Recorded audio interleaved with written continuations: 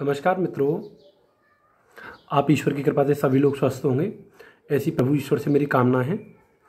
तो आज मैं सोशल मीडिया के माध्यम से आपसे जो जुड़ रहा हूँ लगातार, ये आपकी प्यार और मोहब्बत है, इसे बनाए रखिएगा।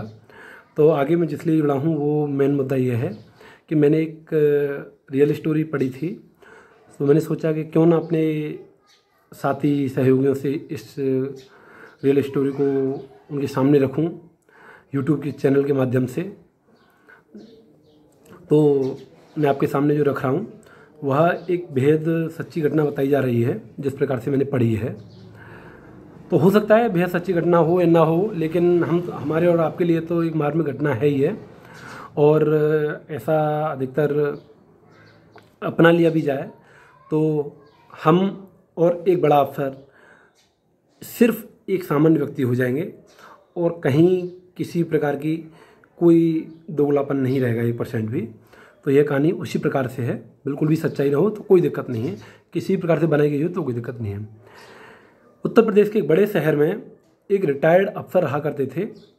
प्रतिदिन की भांति वह एक पास के ही पार्क में टहलने जाया करते थे।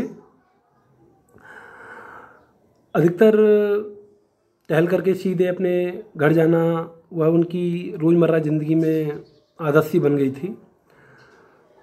आसपास के लोग जो आते रहते थे और उन्हें जानते थे और आपस में बातचीत करते थे कि व्यक्ति प्रतिदिन टहल करके सीधे चले जाते हैं, न किसी से मुखातिब होते हैं, न किसी से ज़्यादा बातचीत करते हैं।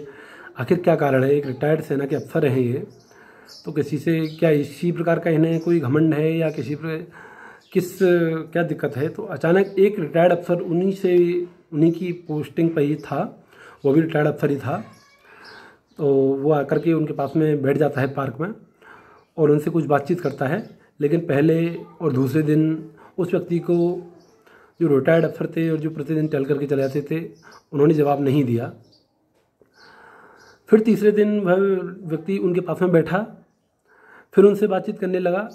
तो अचानक वह व्यक्ति जो रिटायर्ड अफसर थे, प्रतिदिन टहल करके चलाते थे, उन्होंने कहा कि देखिए, मैं सेना में बहुत बड़ा अफसर था और मुझे वो मिलता था और मुझे वो था और मैं वो कर देता था। तो दूसरे व्यक्ति ने कहा, जो दूसरे आकर के बैठा था, देखिए साहब, मैं भी एक सेना में बहुत बड़ा अफसर था, तो मुझे भी बहुत सारी चीज़ें मिलती थी, मुझे भी बहुत सारी सरकार मुहैया कराती थी सुविधाएं, लेकिन आज मैं एक फ्यूज बल्ब की तरह हूँ और वही आप हैं, तो इसलिए अपने आप को ज़्यादा बड़ा मत समझिए। तो उन्होंने एक फ्यूज बल्ब की महत्वता को समझाते हुए दूसरे व्यक्ति ने कहा, उन्हीं व्यक्ति से जो बात नहीं करते थे, कि हम और आप एक फ्यूज बल्ब की तरह हैं। भले ही कंपनी चाहे कोई भी हो बल्ब की, जब वो बल्ब फ्यूज हो जाता है तो उससे न तो उस कंपनी को देखा जाता है और न ही उस बल्ब की महत्वता को समझा जाता है कितनी रोशनी की होगी, इस बल्ब ने कितनी लाइट खाई होगी, इस बल्ब ने कितने घरों को रोशन किया होगा, कि अच्छे तरीके से किया होगा या नहीं किया होगा। तो बल्ब एक कूड़ेदान में फेंक दिया जाता है, क्योंकि बल्ब एक फ्यूज हो जाता है। तो इसी प्रकार से हमारी और आपकी ज़िंदगी है। अब आप रिटायर्ड हो चुके हैं, तो हमको और आपको पहले से ही सेवा करनी थी जनता की, लेकिन आप नहीं कर पाए क्योंकि आप एक बहुत बड़े अफसर थे। इसीलिए तो मेरा आपसे नम्र निवेदन है, उस व्यक्ति ने कहा हाथ जोड़ करके, उस दूसरे व्यक्ति से ही, मेरा आपसे हाथ जोड़ के नम्र निवेदन है, तो अपने आप के अंदर जो गुरूर है आपके अंदर, उसे निकाल दीजिए और जनता की सेवा में जुट जाइए। महाराज देखिए कितना बड़ा आनंद आएगा उस जनता की सेवा में जुटने से आपको। आप 4 व्यक्तियों से अगर बैठ करके यहाँ मुखातिब होगे तो वो आनंद की प्राप्ति होगी, जिस प्रकार से एक भगवान की पूजा करने में जो आपको आनंद की प्राप्ति होती है, जो सुख मिलता है भगवान की पूजा करने के बाद। तो महाराज यही हुआ और वह व्यक्ति उस व्यक्ति की बातें भी मानने लगा। प्रतिदिन आता और लोगों से नमस्कार प्रणाम करता और वाकई में उसने जब 1 माह के बाद में उस व्यक्ति से ही, जिस व्यक्ति ने वो समझाया था कि एक बल्ब की तरह, एक फ्यूज बल्ब की तरह हम और आपकी ज़िंदगी है, उस व्यक्ति से मुखातिब भी हुए और उन्हें बताया कि आज मेरी रोज़मर्रा ज़िंदगी बहुत खुश नसीब चल रही है और हसीन है।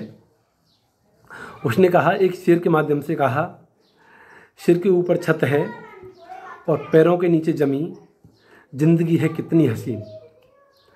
तो मित्रों, कभी भी किसी भी प्रकार से अपने अंदर गुरूर नहीं लाना चाहिए कि मैं सरकारी एक बहुत बड़ा अफसर था और मुझे वो 4 बंगले वाली बगल में जो कोठी है वो मिलती थी, उसमें मैं ऐश मौज करता था, मेरे बच्चे भी उसमें ऐश मौज करते थे। कुछ नहीं था आपका कुछ नहीं था और आपका आज भी कुछ नहीं है। इसलिए हमेशा सभी से नमस्कार प्रणाम करते रहिए, जिससे आप लोगों को सुख में आनंद की प्राप्ति होगी। ये मेरा आपसे हाथ जोड़ कर नम्र निवेदन है। जनता की सेवा में जुट जाइए।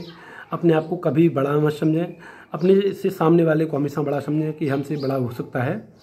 और मेरा आपसे नम्र निवेदन है, जितना हो सके गरीबों की मदद करें, गरीबों की सहायता करें, उसी में ही हमारा और आपका सुख है।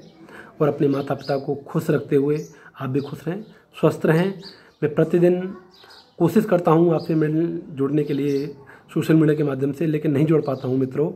तो मेरा आपसे नम्र निवेदन है, आप मोहब्बत बनाए रखिएगा मुझसे और मेरे इस चैनल को सब्सक्राइब करिएगा और कराइएगा, जिससे मैं भी एक आपके सामने एक अच्छी स्टोरी लाता रहूं। और मैं कोशिश करता हूं कि अच्छी चीज़ें आपके सामने लाऊं और आपसे जुड़ता रहूं। और आप भी कमेंट और लाइक करते रहेंगे तो मुझे भी थोड़ा, मेरा भी हौसला बुलंद होगा।